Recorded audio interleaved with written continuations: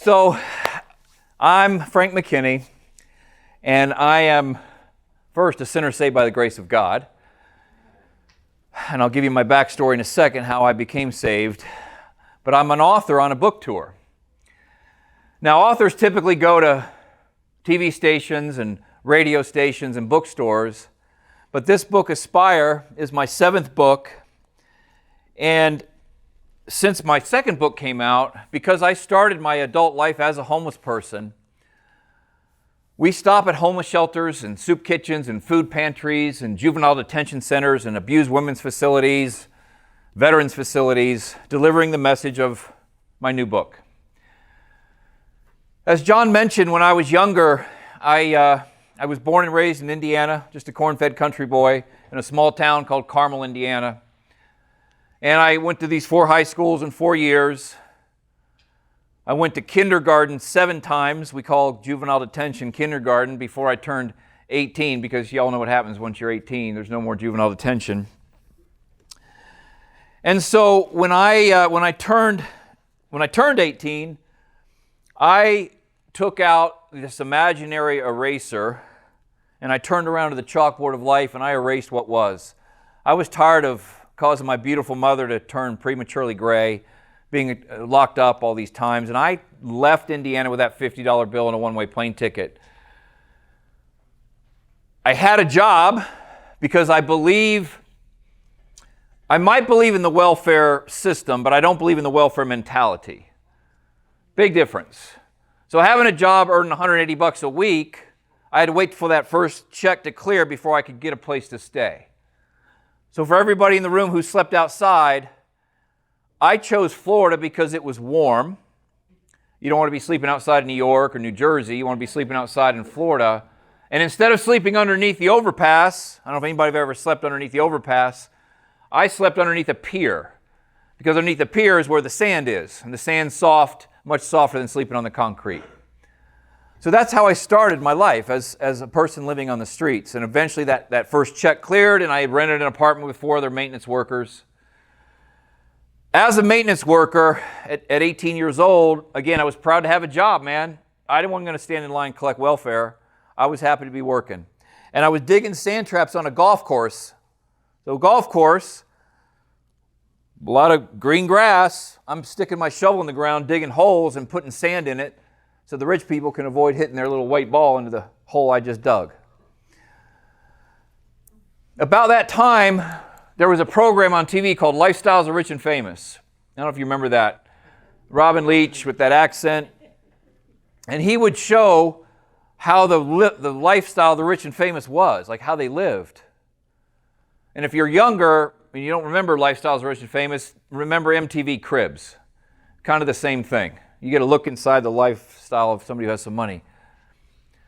So when you're younger, I'm 18, 19, 20, you're impressionable. Like you want that lifestyle, but how are you going to get it?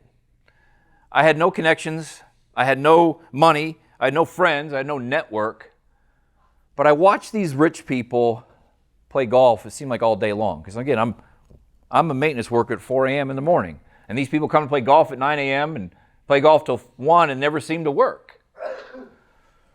How do you get that life? I wouldn't mind that. But how? So I was moved from the golf course to the tennis courts as a maintenance worker, and the same people who were playing golf in the morning were playing tennis in the afternoon.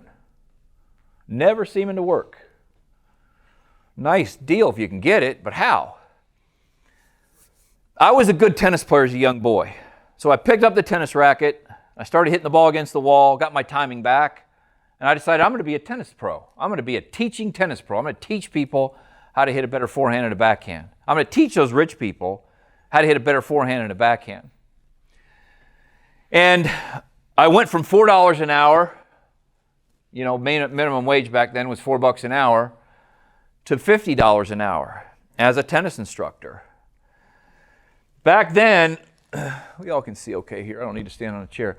Back then, in the late 80s, you didn't even have to be in tennis to remember what kind of clothes a tennis player wore. For those of you who weren't into tennis, just think about basketball in the late 80s.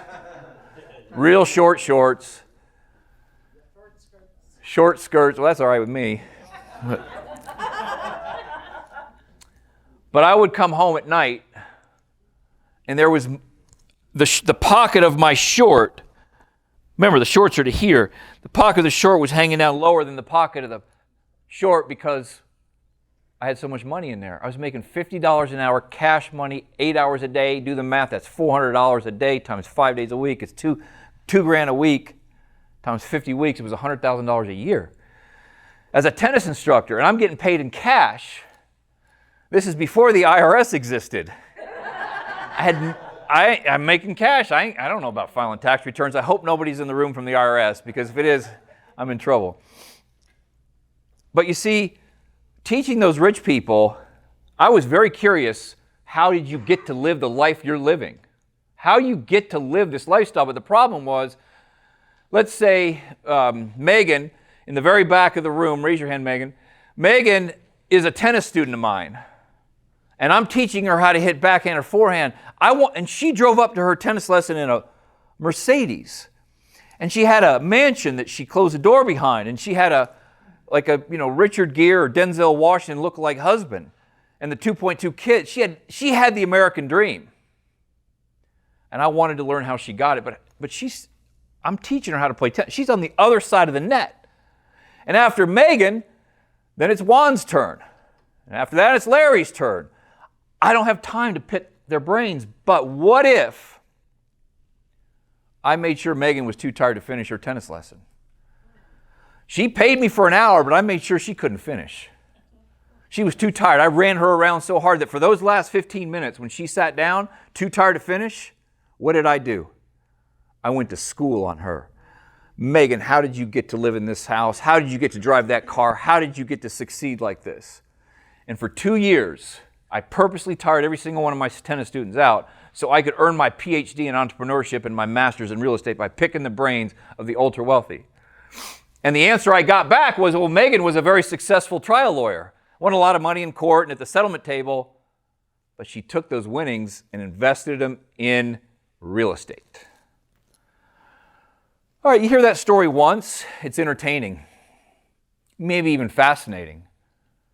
But what if every one of you is my tennis student, and almost every time I asked you the question, you had a 9 to 5 doing something, but you took your money left over after paying the bills and taxes and you invested in real estate?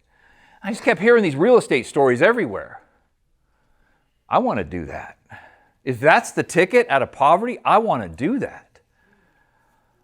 So in the late 80s, I saved enough money. Contrary to what you see standing before you, I'm a lot less exciting than I look. I swore off all unhealthy vices and temptations when I was in my early 20s, because to live an extraordinary life, you have to resist an ordinary approach. One more time, to resist an ordinary life, you've got to resist an ordinary approach. And ordinary to me at the time was doing everything my friends were doing. You know what they're doing. Drinking and drugging and staying out all night and gambling and womanizing and oversleeping and overeating. I said, if I want an extraordinary life, I got to push ordinary aside. I was lonely because nobody else would want to be my friend because I wasn't doing exciting things like they were. But I wanted the lifestyle of Megan. Saved 36 grand, baking out there in the hot sun teaching tennis, and I bought a crack house. Not to smoke crack in it, but I bought a crack house to fix up and try to be like Megan, sell it. I bought it, sold it for $7,000 more than I paid for it, and my real estate career was born. $7 grand, it could have been monopoly money. I was so proud of the fact that I bought a beat-up old house, fixed it up, made it real nice, marketed it like nobody else, and sold it, made a profit. Because at the time, I believed the American dream wasn't meant to be rented.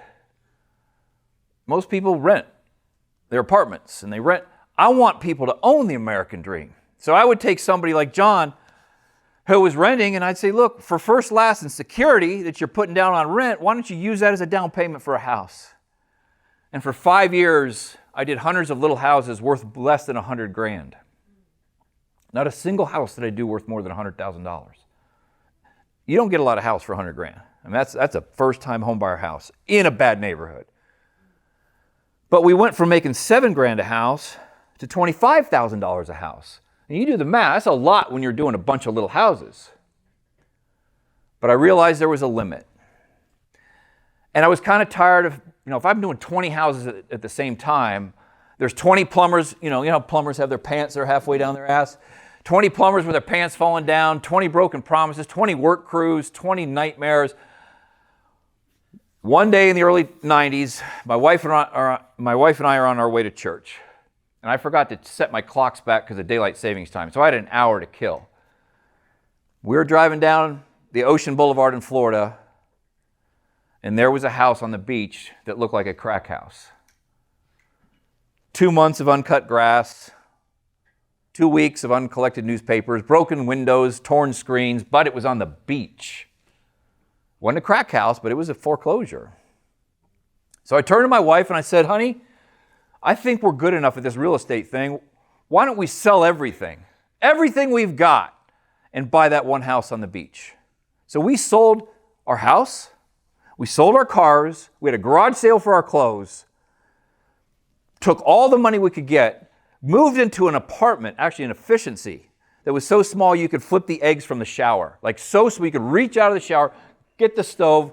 It was this big, and bought that house. That was in the early 90s. Bought it for $775,000, put a couple hundred into it. You can do the math. 775 plus a couple hundred grand is $1 million. And then we sold that for about $2 million. Now, part of my pitch to my wife is, if Rosemary's my wife, I'm saying, honey, if we buy this, I know you got to sell your car, you got to sell your clothes, and we got to move out of your house. But we buy that and turn it over, we can make $1 million and we're freaking done. Like, I'm not doing any more. Are you with me? And she says, of course I believe in you. But of course we weren't done. So we did a $2 million house, and we went to 4 and all the way on up to the most expensive house. I'm assuming, John, they're allowed to go on the internet here. If you go on the internet, you can see all the houses we've done. We did a $50 million house that had 20 bedrooms, 24 bathrooms, and 18-car garage. And it started with that crack house. It actually started when I decided to take out that eraser of life and turn around to the chalkboard of life and erase what was. I'm not a big movie buff, but there was a movie made on Elton John's life. Anybody see that movie? Rocket Man. So for those of you who didn't see the movie, before Elton John was Elton John, he was Reginald Dwight. And his manager went up to Reginald Dwight, and let's just say, let me pick a Reginald here. So let's say you're a Reginald. You mind? No. Okay. So you can stay right. So his manager goes up to him and says, Reginald, you got to kill the person you were born to become the person you want to be. You got to kill the person you were born to become the person you want to be. Well, guess what? I was born to be a criminal. I was born to be in juvenile detention. I was born to be a banker because my grandfather and father were a banker. I killed that person when I took out that imaginary eraser and left behind everything that was holding me back. And when you walk in the front door, we just got a tour from John of the Gospel Rescue Mission, you have a chance to do the same thing. Whatever your past was, a privileged past, an abused past, a poor past, you can kill that person that you think you were born to become the person you want to be. So things are going great. But I'm a Christian. You know the story in the Bible of the prodigal son. For you don't know the story, in short, there's 2 sons and a father. The father is a metaphor for God, and the one son takes all his inheritance and goes away and squanders it on all the stuff you and I squander stuff on. Drugs, and back then it was women, and well, it's the same thing as women now. He's squandering it. So he goes off, and his father welcomes him home, right? That's the end of the story. It's a beautiful ending. In the Bible, that prodigal son went prodigal son how many times? One time that he's welcomed home. How many times have you all gone prodigal son? Left, screwed up, and then been welcomed back, because God does forgive. I went prodigal son a half dozen times, maybe more, before he welcomed me back.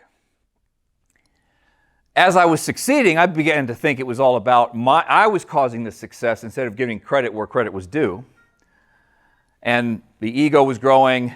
And in the late 90s, anybody have a piece of notepad paper? Here, we got one right here. Just a piece. In the late 90s, I'm sure everybody in this room has been in the newspaper before. Maybe not for some great things, but in the late 90s, we used to read newspapers like this. We didn't read them on our phones. So I was in the paper for selling the most expensive house in the history of Palm Beach County. And you know when you're in the newspaper, if it's for something good, you can't wait to read that article. So I go to the newsstand, I put a quarter in. Nobody's looking, it's 5 a.m. in the morning, so I'm going to take 10 papers out because I'm going to give them out to my friends. I'm not going to put 10 freaking quarters in there, I'm just going to take it. Open it up, and I'm on the front cover. So if you're on the front page of an article, typically they follow up it on page 3 with the rest of the article. Open it up, start reading about me, and yet there's a distraction on page 2. I don't have time for any distraction. I take the paper, remember how we fold it back over, and I ain't reading about that. I want to read about me and make sure they quoted me right and the picture's right. But the Holy Spirit convicted me and said, no, Frank, you're going to open that paper and you're going to read. What are you afraid of on this side of the page? You know what was on that side of the page? A picture of a man that looked just like me. Yet, he was being fed out of the back of a beat-up old Econoline van off the street. He was living under the bridge, the overpass. You've been told you look like somebody. 9 times out of 10, she's too fat. Sure, nose is too big. What do you mean I look like her? But 1 out of 10 times, there but for the grace of God go I. Why was this twin of mine on the left-hand side of the page being fed out of the back of a van that passed out meals to the homeless? And why was it on the right-hand side of the page? And if I look closer into my eyes, and this is the Holy Spirit telling me this, Frank, look at your face. Yes, your hands are raised over your head in triumph, but you're living a lie. Your eyes, if I look into your eyes, or he says, the Holy Spirit, look into your eyes, that smile's fake.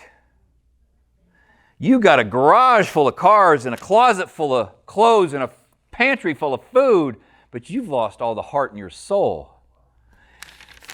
But why was this guy, if I looked in his eyes, look so joyful? He was experiencing true joy, and I was experiencing excruciating depression, even though I had all the success in the world.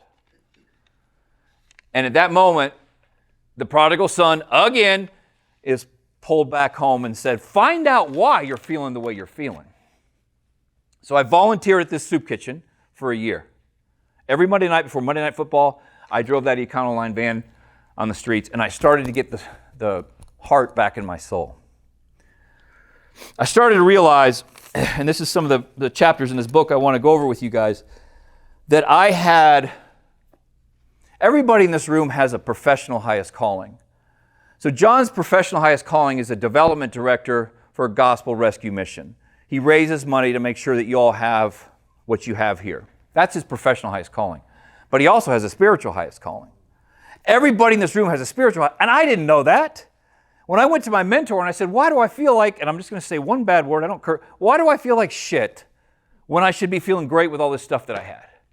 And he told me, Frank, you haven't discovered your spiritual highest calling. Just because I was a Christian didn't mean I had discovered my spiritual highest calling. Take you back to that 1.8 grade point average that John referenced. I'm a linear thinker. I'm a simpleton. I provide housing to the world's most wealthy who really don't even need another house. These people have houses all over the world. I'm good at it and I enjoy doing it. That's my professional highest calling. It's a gift and I use it. I'm grateful to have been given that. Why aren't you providing housing and shelter and a self-sustaining existence to the poorest of the poor? That's what you need to be doing on the spiritual side. So, in the late 90s, we started the Caring House Project Foundation, which in its early days would buy these crack houses in South Florida, fix them up, and instead of selling them we'd rent them for $1 a month to elderly homeless people. Why $1 and why elderly? Well, elderly because they die in the street a lot easier. And why $1? Because if I rented you a house for $1, I'm protected by the Constitution. If I give it to you for free, it's a homeless shelter. And you know what it is with the cities and homeless shelters, it's like the red tape is endless. So I decided to rent it for $1. You and me would sign a lease, and I could rent it to you for whatever I wanted to. It's America. 2 years after doing that, we realized that the homeless and the indigent in the United States have places like the Gospel Rescue Mission to help you get back on your feet. A country like Haiti, which is the poorest in the Western Hemisphere, there's no programs to help the indigent and the poor. So we went to Haiti in 2002 and started building self-sustaining villages for when I say the poorest of the poor, they live on less than $2 a day. For the women in the room, or men, if you had a child, there's a 22% chance that kid will not see its 5th birthday. The average life expectancy in Haiti is 47 years old. So most people in this room would be dead if you lived over there. So we started building these self-sustaining villages. Almost 20 years later, we've built 29 self-sustaining villages in 19 years in 25 Haitian cities. When I say self-sustaining, remember I said I don't believe in welfare mentality, entitlement mentality, very toxic. So we built a village that has about 50 houses, a community center that has a school, a church, a clinic, kind of like a mini little gospel rescue mission. This place is a city. I mean, this is amazing, this facility. You're very fortunate to be here. I've met 10,000 homeless people in my life. I've never walked in the doors of a facility like this in my life. So that self-sustaining village allows 13,000 kids that were eating mud flavored with bouillon and lemon juice. They're eating flavored dirt to have a self-sustaining existence. So you see, I got to put my professional highest calling, these beautiful houses I build for a living, I got to dovetail that with my spiritual highest calling. All through the grace of God. So, as John mentioned, I've written 7 books in 6 different categories. I wrote a philosophical book. I've wrote 2 real estate books. I've written a spiritual book based upon the passage from the Gospel of Luke, chapter 12, verse 48. To whom much is entrusted, much is required. To whom much is given, much is expected. The whole book is based on that. Then I wrote a young reader fantasy novel, for those of you who are ever into Narnia or Hunger Games or Twilight, based on the fact that I walk my daughter to school every single day from pre-K to 8th grade. That's 1,652 times she never sat in the back seat of a car. Her dad made sure that he took the time to walk her the 1 mile to school for 10 years consecutively. And I turned that into a young reader fantasy novel because we need to pay attention to our children, especially men. We need to pay attention to our children. Then I wrote a Christian romance novel based on Luke 23, verse 33 through 43. And then I thought it was time to write a mindset book. Get the mind right, and the fill in the blank will follow. Get the mind right, and the money will follow. Get the mind right, and in my sport that you referenced, this 100-mile races, the miles will follow. Get the mind right, and the relationship will follow. So I look back, I'm not dead, but I did a postmortem of my life, looking back at the mindset choices I made and the people that I look up to. This isn't just a story about my life, it's people that I admire. And what mindset did they have that caused for them to take out that eraser? And then you walk in the front door of that gate that I just walked through with John, the rescue mission's gate. There'll be a time when you walk out of that gate for the last time. What change are you going to be able to make while you're in here that will cause for you to walk out that door one more time and that's it? You're not coming back. It's fantastic to have this, but do you want to count on it? You want to rely on yourself and the gifts that God's given you so that you can live an aspirational life. Listen, if you're motivated to make a change in your life, you'll fail. Sigmund Freud and other psychiatrists say your core personalities are formed by the age of 4. Some go all the way up to 10. After that, you are who you are for the rest of your life. So if you come in here to be motivated to turn your life around, or if I motivated you this morning, I failed you because motivation washes off and goes down the drain with a soap at night. Why do so many of these places have a recidivism rate, meaning a revolving door rate, of 90%? 9 out of 10 people are going to walk back in the door because they came under here under the guise of motivation. And as a species, we were not meant to stay motivated. You can't stay motivated. I can't stay motivated. So quit beating yourself up over the fact that you can't stay motivated. Inspiration. All right, Frank, motivation washes off and goes down the drain with the soap at night. What about inspiration? Inspirational movie, inspirational book. You read it, you watch it, it wears off after about 2 weeks, like a sunburn. If you're inspired to turn your life around, oh, you'll do well for a couple weeks. But there's people, John mentioned, that come in here after 2 weeks and then they leave.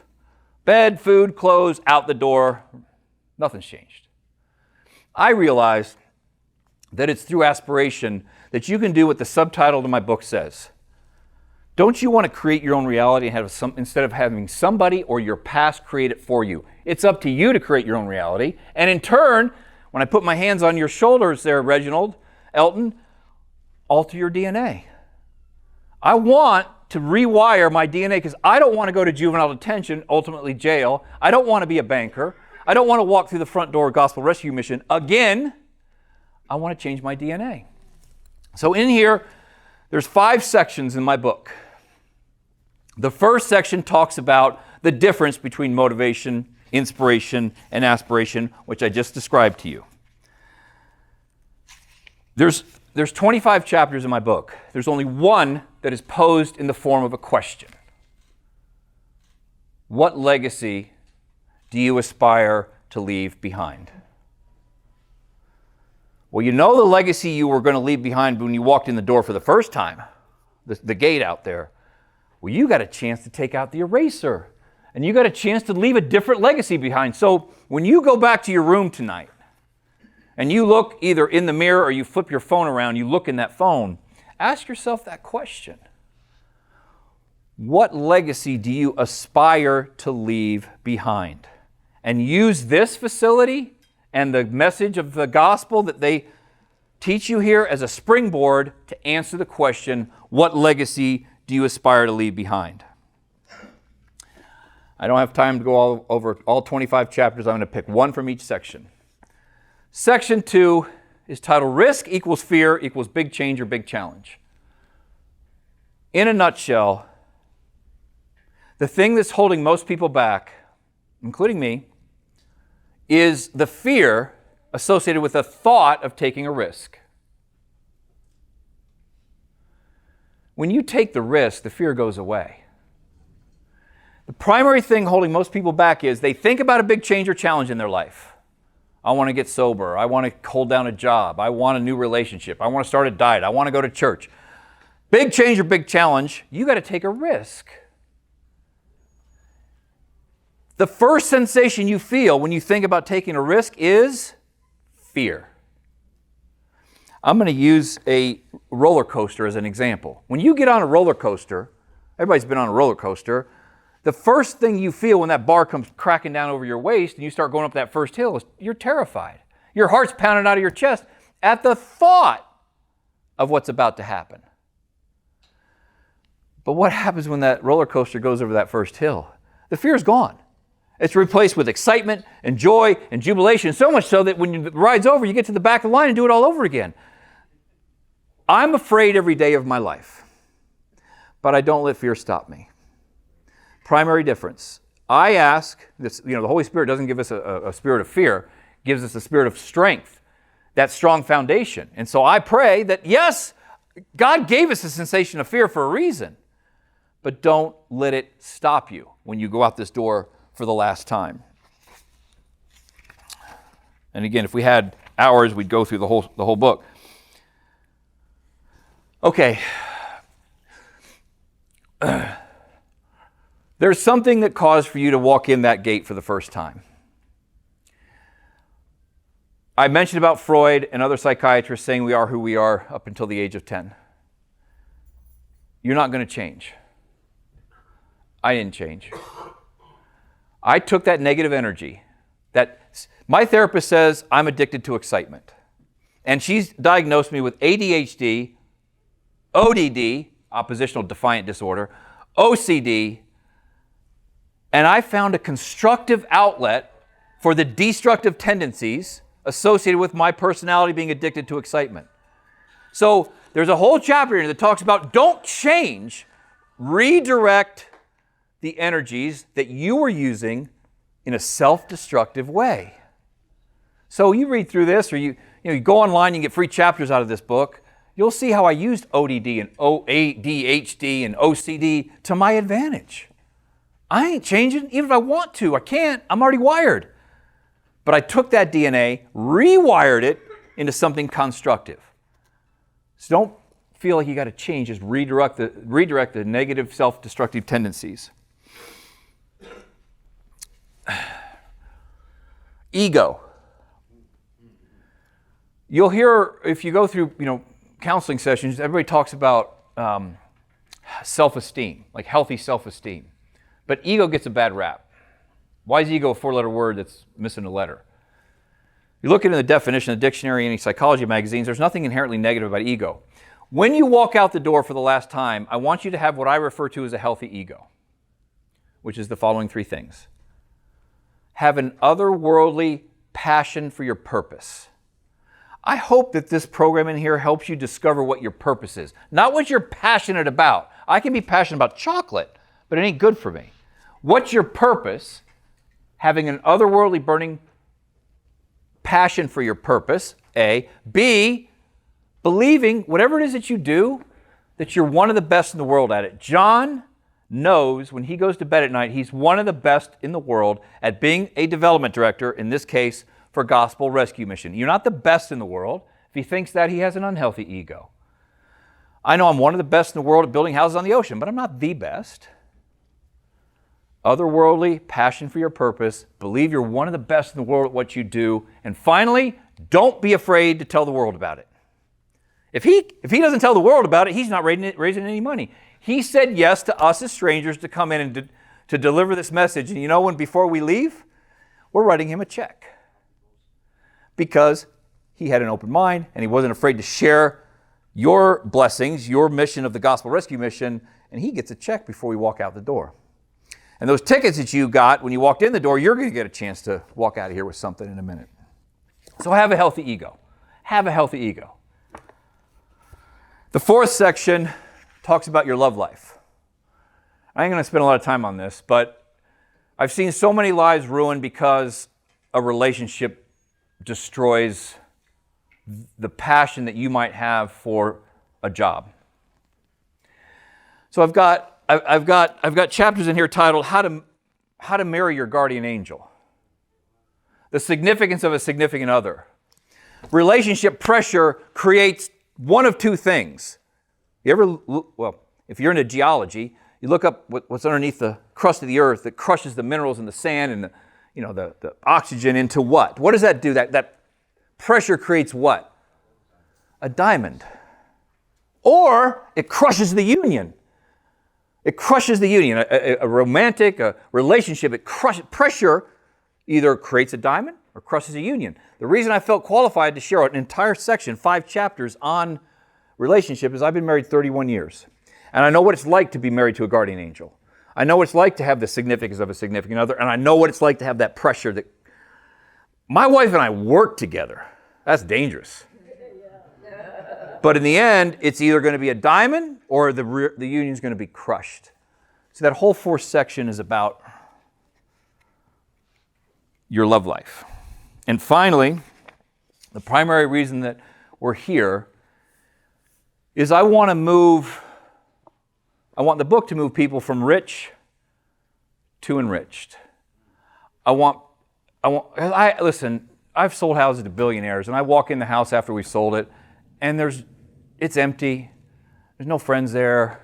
They're all by themselves. They're surrounded by all this opulence, but I know what rich looks like. Listen, I know this sounds easy coming from me who has a little bit of money, but being rich and having money will provide you with 2 things in abundance. All the relief and comfort you want.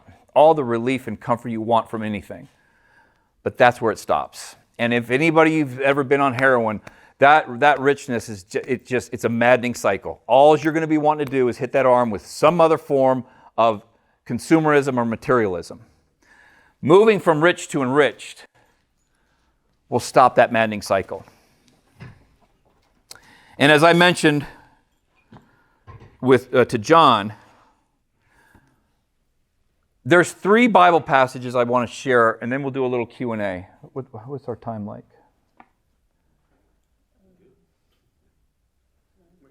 9:50? Okay.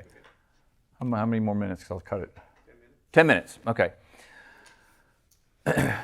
Number 1, Luke 12:48. To whom much is entrusted, much is required. I now know why I had that low point and lost all the heart in my soul, because I didn't understand that I hadn't been entrusted with a lot and I was misusing those gifts.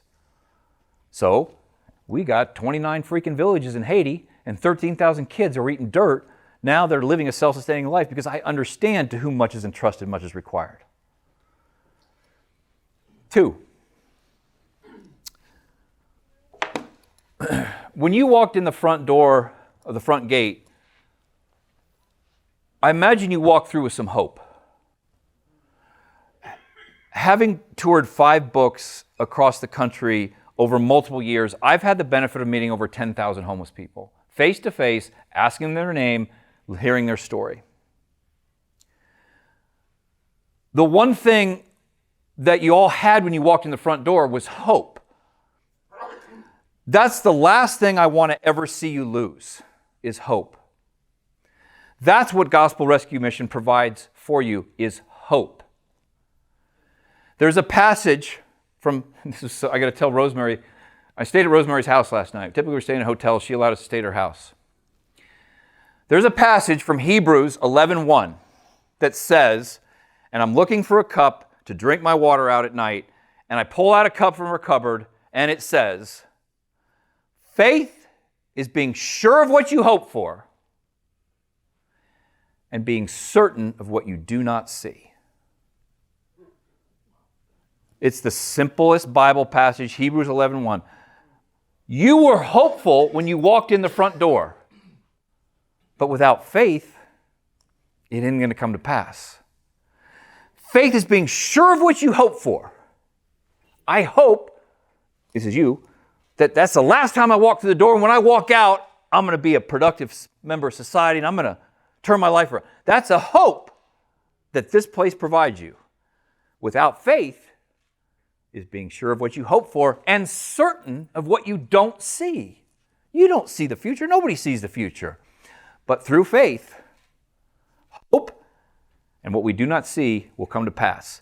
So when you're doing your Bible study or you're reading your Bible, go to Hebrews 11:1. That is one of the most poignant passages in the Bible. And that was on the cup that I pulled out of your cupboard. Just boom, there it was. I almost stole it because I said, Juan, do you think she'll miss this? And the last passage is also from Hebrews.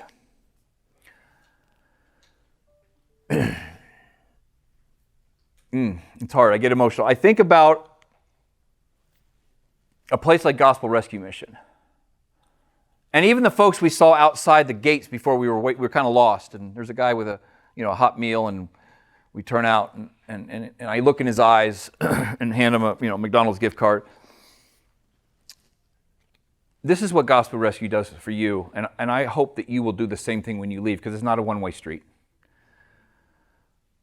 Be sure, Hebrews 13:2, be sure to show hospitality to strangers, for by doing so, some have shown hospitality to without knowing it. I have, of my books, and don't let the fact that he's a politician, I've sat in Donald Trump's office and had him endorse my books. Yet, I'll leave the office, get in that old Econoline van and pass out meals to the homeless on the streets. And where I see the angels is in places like this. When I reached out the window, when I gave that gift card to the guy who was walking outside your facility, I know when I look in the eyes of a stranger and make sure that I'm showing hospitality to that stranger, that I may be showing hospitality to an angel without knowing it. So with all the transformation that takes place with you, for you in here, even in here, you don't have to wait till you get out, show that hospitality to the strangers that are inside the four walls. I'm going to call it like John's city. It's a freaking city here. It's so big. Show the hospitality to strangers because you never know when you're showing hospitality to an angel. And that kind of treatment is what will cause for you to be richly rewarded. And that is not my opinion. That is biblical.